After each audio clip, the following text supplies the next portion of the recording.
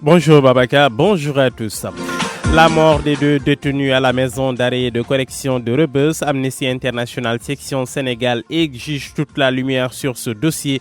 Selon Sidi Gassama, il y a des non-dits dans cette affaire. Le directeur exécutif d'Amnesty International Sénégal s'est dit convaincu que cette situation était prévisible. L'État doit assumer toutes ses responsabilités. Martel Sidi Gassama au téléphone avec Koumba Sandiane. Nous sommes vraiment indignés par ce qui s'est passé hier à Rebeuss. Et nous demandons d'abord à l'administration pénitentiaire de faire preuve de transparence et de communiquer de façon transparente sur ces événements. On nous parle de dormeurs, on ne parle pas de blessés, alors qu'il y a eu manifestement une bousculade. Et nous avons toutes les raisons de soupçonner que tout n'a pas été dit, vu également le temps qui a été mis pour communiquer sur cet événement-là. Nous demandons donc de la transparence. Et nous demandons également à l'État du Sénégal de prendre à corps la question de la prison de Rebeuss. Rebeuss est une prison poudrière, une prison où toutes les conditions sont réunies pour qu'à la moindre bousculade, à la moindre mutinerie, il y ait des morts. C'est une prison surpeuplée, c'est une prison très vieille, les installations sont vétustes. Ce qui s'est passé hier était prévisible et ça pourrait se reproduire encore à l'avenir. Donc il est temps que l'on prenne à bras le corps la question de cette prison. Cette prison doit être fermée depuis très longtemps,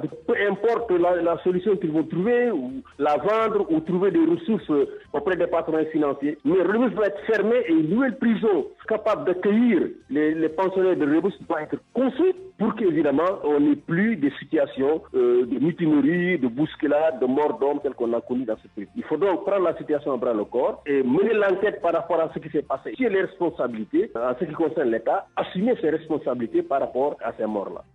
Le président du parti PASTEF avertit le chef de l'État si jamais Macky Sall signe le contrat relatif à l'exploitation du fer de la Falémé, qu'il sache qu'il aura commis un crime qui le suivra à vie.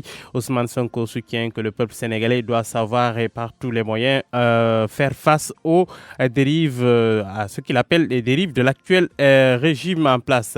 Ousmane Sonko faisait face à la presse hier sur ce dossier. Justement, Maître El Hadji Diouf parle de divertissement de la part d'Ousmane Sonko. Selon lui, le leader de PASTEF fait déjà dit et déjà révélé et évite le plus important, les 94 milliards. Maître Diouf, Ousmane Sonko n'a jamais porté plainte et n'a jamais eu de preuves contre l'ancien directeur des domaines Mamour Diallo.